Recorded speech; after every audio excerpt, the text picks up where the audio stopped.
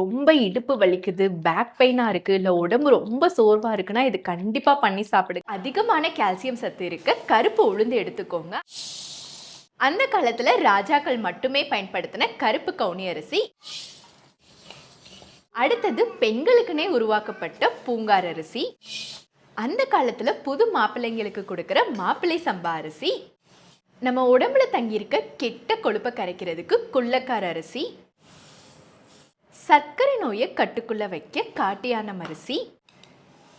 நம்ம எப்பவுமே இளமையா இருக்க கருங்குருவை அரிசி. நல்லா வறுத்துக்கலாம். இது கூட அதிக புரதச்சத்து இருக்க பாசிப்பருப்பு, கொஞ்சமா பச்சரிசி இதையும் சேர்த்துக்கலாம்.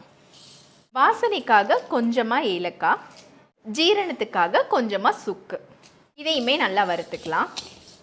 இப்போ நம்ம வறுத்த எல்லா இன்க்ரீடியன்ஸையும் ஒன்றா சேர்த்து அரைச்சோன்னா ரொம்ப ரொம்ப சத்தான கருப்புளுந்து கஞ்சி பவுடர் ரெடி ஆகிடும். இந்த பவுடரை தண்ணி சேர்த்து இந்த மாதிரி கரைச்சி எடுத்துக்கோங்க.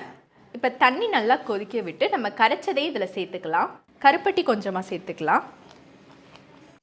நல்லெண்ணெய் உடம்புக்கு ரொம்ப குளிர்ச்சி. இந்த கருப்பு உளுந்தில் நல்லெண்ணெய் சேர்த்து சாப்பிடும்போது டேஸ்ட் ரொம்ப அட்டகாசமாக இருக்கும். உங்களுக்கு எங்களோட கருப்புளுந்து கஞ்சி பவுடர் வேணும்னா ஸ்க்ரீனில் தெரிகிற website R WhatsApp number contact பண்ணி ஆர்டர் ப்ளேஸ் பண்ணிக்கலாம்.